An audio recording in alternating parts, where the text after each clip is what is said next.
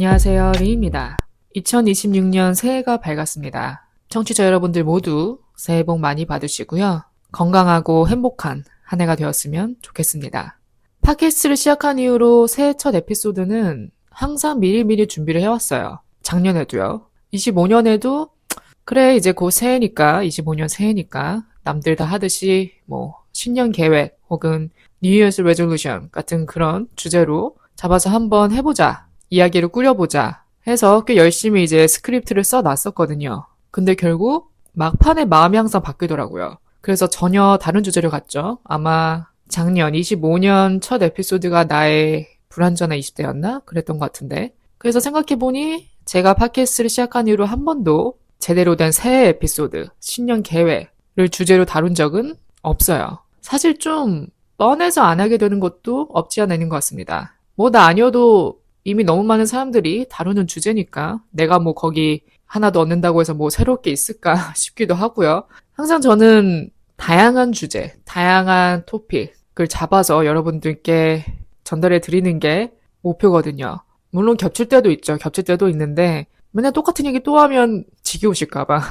물론 사람은 어쩔 수 없어요. 하던 얘기 또 하게 됩니다. 그래도 주제만큼은 좀 다양성을 추구하고 싶어서 그래 왔는데 오늘 주제도 어떻게 보면 새해 계획이라는 큰 틀 안에 아주 살짝은 걸쳐져 있습니다. 오늘 주제는 제목에서도 보셨다시피 이미 제 팟캐스트에서 여러 번 언급된 소재입니다. 이건 딱히 새로울 게 없죠. 바로 소셜미디어, 인스타그램, 도파민, 알고리즘 등 이런 얘기 정말 많이 나왔죠. 근데 이 주제가 끝이 없는 이유가 우리가 핸드폰을 삶에서 떼어낼 수가 없거든요. 이제는 떼어낼라 떼어낼 수가 없고 이미 핸드폰 안에 너무 많은 우리의 정보가 담겨 있고 그냥 평생 이렇게 배틀하다 가는 것 같아요. 모르겠어요. 나이 들면 점점 안 그러게 될지. 안 그러게 될 수도 있겠죠. 근데 또 저희가 나이 들 쯤엔 또 시대가 엄청 변해 있을 테니까 테크놀로지도 엄청 성장해 있을 테고 모르겠어요. 나이가 들면 안 그럴지. 하지만 젊었을 때만큼은 어쩔 수가 없는 것 같습니다. 그래서 오늘은 제가 근 몇 달간 직접 겪어온 이 소셜미디어의 딜레마에 대해서 얘기를 해보고 또 그 안에서 계속 왔다 갔다 했던 제 생각들을 좀 솔직하게 풀어보려고 해요. 더불어 좀 요즘 두드러지는 현상 또 언급해보고 싶습니다. being offline, 포스팅을 안 하는, 자기 일상을 노출시키지 않는 그런 현상이 많아지고 있는 기분이 들어요. 그래 기분 탓인가 했는데 현실인 것 같습니다. 모르겠어요. 이 being offline 현상이 올해 가서 자리가 잡을지 아니면 정말 트렌드로 끝날지는 모르겠어요. 하지만 사람들이 그런 선택을 하는 데는 다 이유가 있거든요. 저도 마찬가지고. 그래서 그 현상에서 비롯되는 심리를 한번 요목조목 파헤쳐보고 싶습니다. 또 마지막으로는 2026년 소셜미디어 거리두기. 저는 어떻게 이 소셜미디어를 통제할지, 어떻게 컨트롤하고 건강한 관계를 유지해 나갈지 곰곰이 저도 한번 생각을 해봤습니다. 현실적으로. 그래서 이 모든 것들을 한번 종합적으로 전달을 해볼게요. 그럼 오늘 에피소드 바로 시작하겠습니다. 소셜미디어가 왜 해로울까요? 누군가 여러분에게 소셜미디어를 왜 하지 말라는 거예요, 다들? 왜 해롭다고 하는 거예요? 라고 질문한다면 여러분들은 뭐 때문이라고 답하실 건가요? 저는 단연코 비교의식이라고 답할 것 같습니다. 비교의식을 부추기는 1등 공신이거든요. SNS 말고는 없어요. 그 대적자가 없습니다. 비교의식에 있어서. 핸드폰이 없던 시절, 그 옛날 그 시절에는 그 사람들의 입에서 입으로 옮겨졌죠. 모든 얘기, 소문들이. 우리 옆집 아들은 어느 대학에 갔다더라. 우리 앞집 가족은 어디서 왔다더라. 등등. 그 사람들의 말, 입에서 입으로 옮겨지죠. 모든 정보들이. 하지만 스마트폰이 등장하고 또 소셜미디어라는 게 등장을 하면서 이제는 우리 주변에 있는 측근들뿐만 아니라 나와 전혀 관계없는 사람, 내가 모르는 사람, 저 지구 반대편에 살고 있는 사람들의 일상까지 보게 되죠. 그러니까 쓸데없는 남의 인생이 자꾸 내 눈앞에 나타나. 물어보지도 궁금해하지도 심지어 누군지도 모르는 사람의 인생이 자꾸 내 눈앞에 나타나서 거슬리게 하니까. 물론 우리가 보고 멋있다, 예쁘다, 저 사람 저희 같네? 그냥 그 정도로만 끝나면 몰라요. 생각이 거기서 안 멈춰지죠. 부럽네? 쩝. 나는 왜 여기서 이러고 있지? 뭔가 나 빼고 다 인싸인 느낌. 나 빼고 다 어디 이렇게 다 잘 돌아다니는 느낌. 나만 뭔가 우물한 개구리가 된 느낌. 특히 우리가 소셜미디어를 멀리해야 되는 순간이 바로 힘들 때입니다. 이걸 경험으로 깨닫게 되네요, 저도. 내 인생에서 안 좋은 일, 힘든 일을 겪고 있을 때 그때만큼은 필사적으로라도 멀리해야 됩니다. 어떤 수단을 동원해서라도. 둠스크롤링에서 멀어져야 돼요. 힘든 시기에 남의 인생을 끊임없이 보는 것만큼 내 자신을 미저러버 하게 만드는 게 없습니다. 정말이에요. 우리가 살다 보면 뭐 힘든 일, 안 좋은 일, 그런 게 보통 예고 없이 일어나죠. 갑자기 일어납니다. 그러면 당황스러워요. 당황스럽고 사람이라면 솔직히 억울해요. 억울하기도 하고 밑도 끝도 없이 불공평하다는 생각이 들어요. 뭔가 내 인생이 밑으로 점점 처지고 있는데 인터넷에 보여지는 사람들의 모습은 제가 항상 언급했다시피 하이라이트만 보여지죠. 그들은 계속 올라가는 느낌. 나는 점점 내려가는 느낌. 나만 뒤처지는 느낌. 나만 멈춰있는 느낌. 특히 가까운 사람들의 일상을 볼수록 더더욱 그렇게 느껴요. 가까운 사람들일수록. 제가 살판 났구나. 보기에 겨웠네. 이런 시선으로 보게 됩니다. 어쩔 수 없이. 보면 볼수록. 뭐 자기 SNS 공간인데 뭘 올리든 자기 마음이긴 해요. 그게 잘못됐다는 게 아니라 그런 것을 보는 것 자체가 내 멘탈에 은근히 막대한 영향을 끼친다는 거죠. 보고 안 보고의 차이가 큽니다. 안 보면 모르잖아요. 그런 일이 일어났는지, 그 사람이 그런 삶을 살고 있는지 알 길이 없죠. 안 보면. 그러니까 정말 안 보면 그만인 건데 봐서 문제예요. 항상 안 보든지. 봐서 문제야. 둠스크롤링 같은 경우는 이미 우리 인생에 자리 잡았어요. 솔직히 말하면 누구나. 뭐 폴더폰 쓰지 않는 이상. 습관이 돼서 우리가 무의식적으로 이젠 들어가잖아요. 무의식적으로 들어가서 보게 되고 또 보면 하나만 보나요? 계속 보죠. 그러다 보면 보지 않아도 될 거, 볼 필요도 없는 거 보게 되고 영향받고 그래요. 딱히 여기에 어떤 방법이 있는지 모르겠어요. 그냥 안 보면 그만인 것 같습니다. 최대한 안 보는 거. 그래야 내 비교의식을 지킬 수 있다. 특히 힘들 때, 일 잘 안 풀릴 때, 기분 안 좋을 때, 어려울 때는 최대한 멀리해야 됩니다. 그럼 앞서 언급한 being offline 현상에 대해서 한번 제대로 파헤쳐 볼까 해요. 점점 사람들이 포스팅을 안 하는, 자기 일상을 공유하지 않는 쪽을 선택하는 것 같아요. 물론 그럼에도 할 사람은 합니다. 하던 사람은 계속해요. 그게 일상이 되어버린 사람은 그거 못 고칩니다. 잘. 모르죠. 또 어떤 깨달음이 오면 고쳐질지. 요즘 좀 뚜렷하게 보이고 있는 것 같아요. 점점 포스팅 안 하는 현상들. 그럼 이게 왜 나타날까? 왜 사람들이 이런 쪽으로 쏠릴까? 제가 짐작하기로는 첫 번째, 과잉 노출의 피로감. 말 그대로 과잉 노출이에요. 알 필요도 없는 다른 사람의 스토리, 일상, 그 사람이 어딜 가고 누굴 만나고 뭘 먹는지까지도. 또 제3자인 사람들도 마찬가지예요. 특히 뭐 인플루언서들, 포스팅이 직업인 사람들, 포스팅을 해야만 하는 사람들, 소셜미디어로 무언가를 판매하는 사람들, 그런 사람들이 끊임없이 올리죠. 또 그런 뭐 인플루언서들, 그런 사람들이 항상 하는 게 그거예요. 뭘 팝니다. 항상 뭘 팔아요.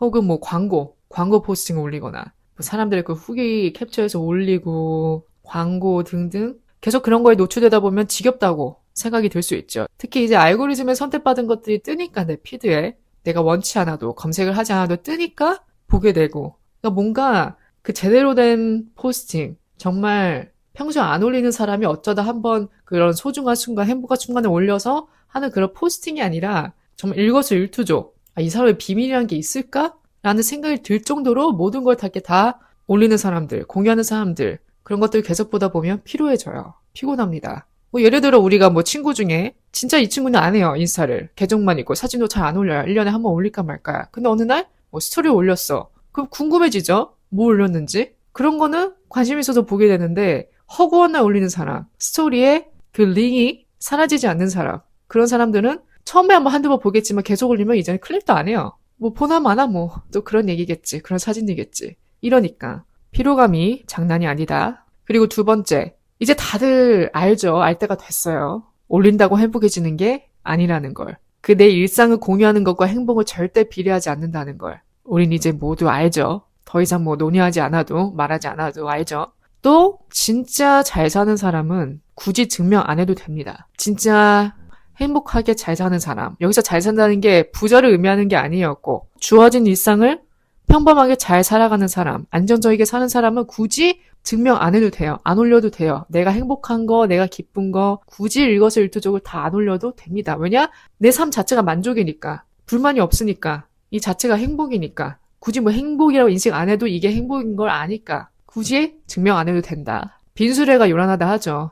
옛말에 틀린 게 없습니다. 그 다음, 오히려 조용함이 여유처럼 보이기 시작하는 것 같아요. 오히려 그 조용함, 평온함, 거기서 오는 여유. 막 올려야 돼서 안달난 사람처럼 보이는 게 아니라 그냥 정말 조용히 사는 사람 뒤에서 묵묵히 자기 일상을 잘 살아가는 사람. 오히려 그게 이제는 더 여유로워 보여요. 막 어떻게 남들한테 내 삶을 보여주고 싶어서 안달난 게 아니라 그냥 가만히 조용히 묵묵히 살아가는 사람들을 보면 오히려 거기서 나오는 여유로움이 있어요. 아, 저게 찐이구나. 저게 진짜구나.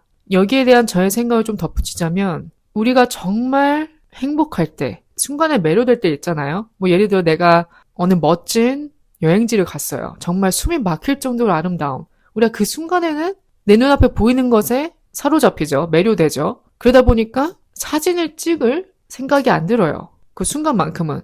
물론 나중에는 기념으로 남길 수 있지만 뭔가 그런 숨이 막힐 듯한 그런 어떤 아름다운 광경을 봤거나 혹은 그런 기분이 들었거나 그런 순간에는 막상 사진 찍을 생각이 안 듭니다. 그리고 사진을 안 찍는 게 그 순간을 진짜 즐기는 방법이기도 하고요. 저는 그래요. 눈으로 담고 싶을 때 있잖아요. 이걸 뭔가 내 몸 온전히 그대로 그냥 느끼고 싶은 그런 순간에는 사진 찍을 생각이 안 들거든요. 또 우리가 반대로 정말 힘들 때 어떤 뭐 내가 직장, 가정, 인간관계도 어디서 힘든 일을 겪을 때 이걸 뭐 우리가 어디에 올릴 생각 안 하죠. 내 기분을 올릴 생각, 이럴 때 뭐 사진을 찍어서 올릴 생각 그런 생각 안 하잖아요. 못 하잖아요. 그런 생각할 겨를도 없죠. 하지만 그런 순간에도 사진을 찍어서 뭐 기록을 남긴다던가 내 생각을 다른 사람 다 보는 것을 올린다던가 그런 선택 자체가 모르겠어요. 이걸 어떻게 표현할지 모르겠는데 약간의 결핍도 느껴지고 뭔가 자아가 외부 시선에 과도하게 의존하는 느낌? 그런 슬픔이나 벅참마저 하나의 콘텐츠 프레임으로 보는 그거 자체가 연출 습관형, 일종의 불안과도 연결되는 것 같고요. 하여튼 외부 시선에 좀 과도하게 의존되는 상태인 것 같습니다. 그럼 이 빙 오프라인 현상, 이게 진짜 실제로 나타나고 있는 건가? 실체가 있는 건가? 아니면 정말 기분 탓인가? 객관적인 근거가 몇 개 있더라고요. 일단 뭐 최근 문화 트렌드 분석 기사나 리포트에서는 오프라인 경험, 한마디로 현실 경험이죠. 현실 경험을 더 가치 있게 여기는 움직임이 나타나고 있습니다. 즉 온라인에서만 존재하는 활동보다 실제로 내가 만나고 경험하는 것, in real life experiences를 중요하게 여긴다는 연구도 있네요. 또 서구 언론에서도 offline is the new online 이라는 표현으로 그런 디지털 상호작용만이 멋있다는 기준이 아니라 실제 만남, 어떤 뭐 활동 참여, 현실에 있는 커뮤니티 등 그런 것들이 훨씬 더 가치 있게 느껴진다는 분석도 나옵니다. 또 특히 소셜미디어에서도 공개적으로 활발히 올리는 것보다 정말 최소한만 올리는 것이 쿨하다라는 트렌드도 관찰되고 있다고 해요. 그래서 정리하면 여태까지는 쭉 온라인에서 과시하는 활동이 주를 이뤘지만 요즘은 과시적인 온라인 활동이 아니라 실제 현실 경험이 새로운 쿨의 기준으로 떠오르고 있다는 거죠. 그래서 어떻게 보면 정말 일종의 그냥 트렌드로 끝나는 게 아니라 이 형태로 또 바뀔 수 있지 않을까. 많은 사람들이 나 잠깐 오프라인 할래. 잠깐 나 로그아웃 할래. 그런 잠깐의 휴식이 아니라 혹은 뭐 그런 휴식이라고 생각해서 잠깐 로그아웃 했는데 거리 두기를 했는데 거기서 오는 삶의 만족감, 여유로움을 찾아서 계속 그 상태를 고집할 수도 있는 거죠. 그래서 일단 우리가 전반적으로 온라인상의 활동보다는 오프라인, 우리가 현실에서 만나는 사람들과의 교류, 어떤 우리가 하는 경험, 활동 등 거기에 더 가치를 두는 쪽으로 변하고 있는 것 같습니다. 그래서 이런 현상은 앞서 언급한 디지털 피로감, 과도한 온라인 활동이 피로, 불안, 비교를 유발하면서 오프라인에서의 진짜 경험이 훨씬 더 만족스럽다는 심리가 커지고 있고 나의 정체성과 진정성, 단순히 우리가 온라인에서 많은 좋아요 받는 것보다 DM 받는 것보다 실제 삶에서 의미 있는 관계를 만드는 게 훨씬 더 중요해졌다는 인식이 확산되고 있고 아무래도 언급을 안 할 수가 없는 게 프라이버시죠. 우리 모든 프라이버시가 있잖아요. 내가 뭐 올리고 말고는 내 손에 달려 있습니다. 내가 어떤 거를 공유해서 따라오는 대가는 온전히 내 몫이에요. 물론 그런 활동 다 좋지만 가장 우선시해야 될 건 프라이버시죠.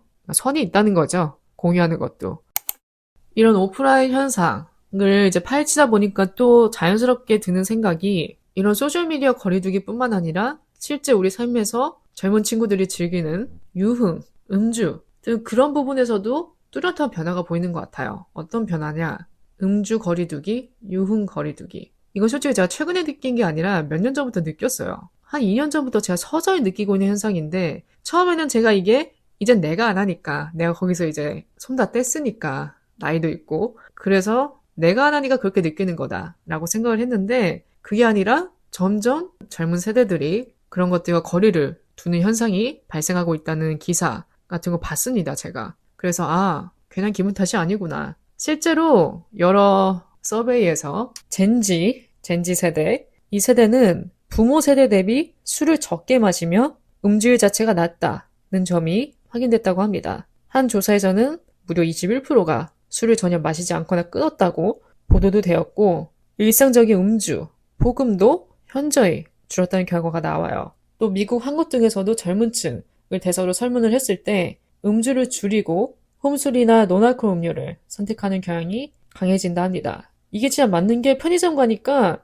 무알코올 맥주, 칵테일 그런 것들이 정말 많아졌더라고요. 제가 술을 끊어서 몰랐어요, 여태까지. 술을 뭐 사마실 본 적이 없어서. 근데 최근에 제가 이제 친구 집 놀러 갔을 때 편의점에서 뭐 좀 사려고 사서 들어가려고 갔는데 너무 다채로워진 거예요. 처음 보는 음료들이 너무 많아져서 고르는데 한참 걸렸습니다. 그럼 캐네단기 칵테일 음료 같은 경우는 뭐 알코올 도수도 높지 않고 음료수 맛이 더 강하고 좀 더 부담을 덜고 마실 수 있으니까 그 정도는 괜찮겠다 싶어서 한번 골라봤는데 종류가 너무 많아서 엄청 고민했어요. 그리고 무알코올 맥주도 제가 올해 처음 마셔봤습니다. 예전에 저라면 말도 안 된다 했죠. 무알코올을 왜 마시냐? 안 마셔도 맛없을 거다. 이런 편견이 강했을 텐데 최근에 한번 그냥 어쩌다가 시도를 해봤는데 괜찮던데요? 그 탄산의 청량함도 느끼면서 그냥 그런 맥주라는 일단 생각, 논 알코올이어도 맥주라는 그런 생각 때문에 플라시보 효과인가? 뭐 음주하는 친구들 옆에서 내가 어느 정도 소속감을 느낄 수도 있고 저는 나쁘지 않은 것 같습니다. 또 클럽이나 유흥, 문화 변화 쪽을 한번 살펴보면 미국 조사 기준으로 정통적인 뭐 나이트클럽, 바 등 그런 문화 참여율이 감소했다고 해요. 또 영국 쪽 조사에서도 18세에서 30세 기준으로 밤 10시 이후 외출 빈도가 전년보다 줄었다는 응답이 많이 보고됩니다. 또 온라인 커뮤니티에서 보이는 전반적인 의견에서도 그런 뭐 유흥, 어떤 클럽, 어떤 바, 라운지들 그런 곳에 대한 관심이 저하되고 이제는 소규모로 모이는 거, 그냥 정말 친한 친구들끼리 집에서 도란도란 이렇게 모이는 그런 뭐 홈파티 혹은 다른 활동을 선호하고 일단은 그런 과음이나 시끄러운 장소 분위기가 지친다, 피곤하다는 반응이 많이 보여요. 저도 뭐 언급을 했지만 꾸준히 집에서만 하는 게 좋습니다, 진짜. 혼자 사는 친구들 집 있으면 진짜 좋아요. 굳이 밖에 나가서 택시 걱정, 술값 걱정, 주변 소음 걱정 안 해도 되고 집에서 편하게 옷 입고 맛있는 거 먹고 얘기하면서 울고 싶을 때 울고 가십도 실컷 떨고 그러다 피곤해지면 자면 되고 그대로 얼마나 편해요. 저는 홈파티 정말 좋아합니다. 선호해요. 그럼 왜 이런 변화가 생겼을까? 일단 구조적인 이유부터 보면 첫 번째, 건강, 웰빙 가치 상승. 이제는 꼭 나이 든 사람들뿐만 아니라 젊은 사람들도 본인의 건강, 신체 건강, 정신 건강을 우선적으로 생각하는 것 같아요. 거기에 음주가 좋을 리가 없거든요. 백해무익하니까. 그 다음 경제적 부담. 일단 외출하면 무조건 돈이죠. 당연히 어쩔 수 없어요. 클럽이나 바 등 외출 비용이 부담이 됩니다. 택시비 들지, 술값 들지. 그래서 그 비용을 절감하려는 경향이 생긴다. 또 사회적 변화. 코비드 이후로 사람들 사이에서 현실적 연결을 재평가함. 확실히 코로나 이후로 많은 것들이 변했어요. 이런 집에서 하는 문화, 홈파티 이런 모든 것들도 코로나 전에는 거의 없었거든요. 다 우리 밖에서 만났죠. 확실히 코로나가 그 기점이 된 것 같습니다. 변화의 기점이. 그 이후로 변화된 것들이 정말 많아요. 그리고 그 이후로 점점 이런 술집 같은 유흥주점, 매출도 줄어들고 있고 뭔가 그전에는 사람들 사이에서 야 거기가 핫하대, 저기가 핫하대, 거기 요즘 뜬다더라. 그런 장소가 꼭 있었어요. 고정된 장소가. 근데 이제는 그런 게 없어요. 개수도 많이 준 것 같고 문화 자체가 이제 반대로 가다 보니까 그런 뭔가 코어 장소? 뭐 어디 핫플레이스 이제 그런 개념이 없는 것 같습니다. 점점. 모르겠어요. 요즘 젊은 친구들 사이에서는 또 젊음을 즐기는 사람들이 있으니까 있을 수 있겠지만 그 다음 심리적, 문화적 이유를 살펴보면 앞서 언급했듯이 오프라인 경험을 더 진정성 있게 느끼는 방향으로 전환되고 있고 적당함과 퀄리티를 중요시하는 취향, 단순 그냥 노는 거 아무 의미 없이 그냥 남들이 뭐 모이는 데 가서 그렇게 그냥 하루 불태우고 오는 것보다 좀 더 의미 있는 활동, 의미 있는 만남 그런 것들이 더 가치 있게 여겨진다. 노는 것도 그래요. 우리 맨날 나가면 그거 재밌나요? 감흥 없어요. 친구도 자주 만나면 감흥 없습니다. 가끔 만나야 반갑고 할 얘기도 많지. 그래서 앞서 언급한 오프라인 쿨 현상과 접목시켜 본다면 단순히 이제는 온라인 안 하는 게 멋있다 라는 게 아니라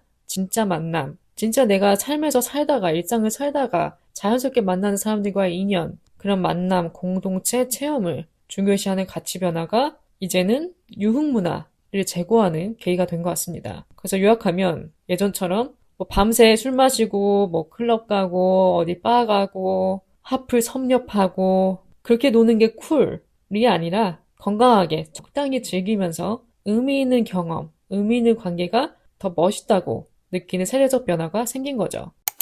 마지막 세그먼트는 2016 소셜미디어 거리두기. 저는 어떻게 할 것인가? 일단 제가 먼저 해본 방법들을 한번 나열을 해볼게요. 첫 번째, 스크린 타임. 이거는 제가 팟캐스트 초기 때 에피소드를 만들었었죠. 극초기일 때. 스크린 타임을 제가 설정을 해놓고 꾸준히 트래킹을 했었어요. 한 달간 했나? 효과가 아예 없다고 할 수는 없습니다. 왜냐면 내가 사용할수록 스크린 타임이 증가하니까 그걸 봐서라도 최대한 안 하려고 하는 제 노력이 보이긴 했거든요. 하지만 얼마 못 갔습니다. 왜냐? 나중엔 그게 압박이 되더라고요. 그러니까 내 손은 자꾸 무의식적으로 향하는데 그럴수록 시간은 증가하고 그 증가하는 시간을 보면 제가 나중에 스트레스 받더라고요. 그러다가 몰라. 됐어. 때려쳐. 이러고 멈추게 되고 그래서 제가 스크린 타임도 한번 설정을 해서 트래킹을 했었고 그 다음에는 핸드폰 분리. 제가 몇 년 전부터 핸드폰 2개를 항상 소지를 하고 있었어요. 사실 이거는 소셜미디어 때문에 핸드폰은 산 건 아닙니다. 그건 아니에요. 그건 아니고 사진 때문에 샀습니다. 셀카폰을. 사진 때문에. 일부러 구형 아이폰을 사서 좀 감성 있는 사진을 찍어보고자 사진 때문에 샀는데 어느 날 그런 생각이 드는 거예요. 그럼 폰이 2개니까 세컨폰, 그러니까 구형 폰에 모든 소셜미디어를 때려 박으면 내가 좀 덜 하지 않을까? 왜냐? 일단 핸드폰 자체가 구형이니까 제약도 많고 좀 느리기도 하고 배터리도 금방 닳고 화면도 작아지고 불편해지니까 내가 점점 안 보게 되지 않을까라는 생각에 모든 소셜미디어 앱을 그래봤자 뭐 인스타 하나지만 세컨폰으로 옮기고 메인폰에는 깔끔하게 전화, 문자 그 정도만 냅두자고 해서 시도를 해봤는데 핸드폰이 작아지니까 너무 불편한 거예요. 그리고 사람이 해오던 버릇이 있잖아요. 자꾸 메인폰에서 찾습니다. 어플들을. 무의식적으로. 그러다가 맞다. 나 옮겼지 저쪽으로 다. 그래서 세컨폰을 하다 보면 너무 이제 화면도 자꾸 눈 아프고 불편하니까 안 하는데 또 한 번 둠스크롤링 시작해서 멈출 수 없을 때는 불편한 거예요. 너무. 화면도 작고 뭐 타이핑 누르는 것도 불편하고 왜 내가 사서 고생을 하지? 라는 생각이 들더라고요. 그리고 일단 구형폰 자체가 배터리 성능이 안 좋습니다. 배터리가 굉장히 금방 빨리 닳아요. 그래서 보조 배터리를 항상 가지고 다녀야 되고 용량도 작기 때문에 용량이 많을수록 느려지기도 하고 그래서 결국 그것도 꾸준히 지속 못했고요. 마지막은 앱 삭제. 뭐 가장 쉽고 단순하면서 강력한 방법이죠. 그냥 삭제해버리는 거, 어플을. 이건 좀 제가 지속을 했습니다. 지웠다가 다시 깔면 또 로그인하고 해야 되잖아요. 귀찮잖아요. 그래서 아예 삭제된 채로 한 달은 좀 안 되고 몇 주 남짓 한번 시도는 해봤었어요. 그나마 저는 앱 삭제가 효과가 있지 않나. 그나마 장기적인 수단으로는 안 될 것 같아요. 왜냐면 어쩔 수 없어요. 사람은 돌아가기 때문에. 근데 앱 삭제가 가장 extreme measure 중에 효과 있는 방법이 아닐까. 물론 이것도 사람이 해오던 습관이 있으니까 아침에 일어나면 무의식적으로 손가락이 스크린에서 허공을 맴돌아요. 무의식적으로 클릭하던 그 어플이 있는데 없으니까 어디 갔지? 찾아. 맞다. 삭제했지. 그게 하루에 한 몇 번 계속 반복됐습니다. 처음에는 그 어플이 없다는 게 적응이 안 되니까 계속 손가락이 가요. 그 어플을 열려고 해. 근데 맞다. 삭제했지. 그것도 보통 통제력을 요구하는 게 아닙니다. 뭐든지 습관으로 만드는 게 중요한데 왜 하는 습관은 잘 되는데 안 하는 습관은 그렇게 어려울까요? 왜 그럴까요? 그러면 저는 올해 어떻게 할 것인가? 이런 생각이 들었어요. 왜 꼭 이런 수단을 동원해서 해야 되지? 꼭 이렇게 익스트림하게 해야 되나? 꼭 이렇게 해야만 내 자신을 통제할 수 있나? 내 통제력이 이거밖에 안 되나? 라는 생각이 들더라고요. 그래서 그냥 같이 공존하면서 안 하는 방법을 찾자. 그냥 어플은 그대로 냅두고 내가 한번 안 해보자. 들어가지 말아보자. 라는 생각이 들었어요. 그래서 지금 그렇게 하고 있습니다. 아예 안 들어가냐 한 번도. 그건 아니에요. 근데 모르겠어요. 제 안에 어떤 깨달음이 온 건지 아니면 진짜 제가 이골이 나버렸는지. 그래서 잘 안 들어갑니다. 왜냐? 들어가봤자 뻔하니까. 안 봐도 될 거, 쓸데없는 거, 필요 없는 거 보고 또 영향받을 걸 아니까. 그걸 보고 내 기분이 어떨지 아니까. 어떻게 될지 아니까. 이제는 내가 왜 굳이 나를 그런데 노출시키지? 안 보면 그만인데? 왜 사서 영향받지? 그걸 본 후에 제 기분이 어떨지 아니까. 이미 경험을 해봤고 정말 뭔가 내 자신이 낮아지거든요. 내 현실이 싫어지고 그 기분이 정말 끔찍하니까 이제는 안 보게 돼요. 서서히 점점 봐봤자 어떨지 아니까. 그래서 한번 올해는 계속 이런 상태로 지속을 해볼까. 그냥 내가 안 하는 거. 이것도 습관으로 자리 잡으면 오래 갈 수 있지 않을까. 그러다가 내가 진짜 어디 가서 정말 올리고 싶을 때 그때는 들어가는 거예요. 로그아웃 했다가 저도 뭐 올리고 싶은 게 있겠죠. 나도 뭐 공유하고 싶은 게 생겼다 하면 그때만 들어가서 로그인해서 내 거 올리고 나오고. 근데 솔직히 여태까지 그렇게 해오긴 했어요. 제가 뭐 사진을 잘 안 올리기 때문에 1년에 몇 번. 거의 안 올립니다. 포스팅을. 그러니까 저는 포스팅은 문제가 없어요. 포스팅을 잘 안 하기 때문에. 애초에 저는 제 일상을 절대 공유하는 사람도 아니고, 허구나 사진 찍는 사람도 아니고, 1년에 한 번 올릴까 말까 하는 사람이라 포스팅과는 딱히 문제가 없는데, 아무래도 제 문제는 그런 둠 스크롤링이었죠. 계속 스크롤링 하는 거. 하나 보면 이렇게 멈출 수가 없는 거. 그게 문제였지, 포스팅과는 문제가 없기 때문에, 그 부분은 괜찮은데 아무래도 스크롤링 하다 보면 다른 사람들의 일상을 보게 되니까 거기서 오는 어쩔 수 없는 그런 비교의식 그런 게 있기 때문에 한번 그냥 안 해보려고요. 로그아웃 해보려고요. 그렇게 실컷 거리 두다가 내가 뭔가 나도 올리고 싶은 거 있을 때 들어가면 또 색다르긴 해요, 기분이. 내가 자주 하는 게 아니니까 어쩌다 한번 하는 거니까. 그런 좀 신비주의를 유지해보자. 둠 스크롤링도. 한번 올해는 그렇게 주력을 해볼까 합니다. 네, 여러분들은 새해 어떤 계획을 가지고 계신가요? 특히 소셜미디어 관련해서 여러분들은 어떤 뚜렷한 계획을 가지고 계신가요? 혹시 저처럼 줄여보고자 하는 노력을 해보실 분들이라면 어느 정도 오늘 저의 이야기가 조금이나마 좀 참고가 되었으면 좋겠어요. 특히 이 핸드폰 관련해서는 많은 분들이 새해 계획 중 하나로 잡고 계실 것 같아요. 인터넷 좀 멀리하기, 소셜미디어 멀리하기 등등. 너무 완벽함을 추구하려기보다는 한 번에 끊고 한 번에 그렇게 하길 기대하기보다는 한 단계씩 좀 점진적으로 나아가는 방향을 선택한다면 그 경지에 다다르지 않을까라는 생각이 듭니다. 또 여러분들도 공유해주고 싶으신 의견 혹은 여러분들만의 특별한 방법, 솔루션이 있다 하시면 자유롭게 남겨주세요. 스포티파이 댓글이나 팟캐스트, 인스타그램 등 자유롭게 의견 남겨주시고요. 오늘도 제 이야기를 들어주신 모든 분들 진심으로 감사드리고 2026년 새해 모두들 힘차게 시작했으면 좋겠습니다. 남은 하루 잘 마무리하시고요. 저는 또 다음 에피소드로 찾아뵙겠습니다.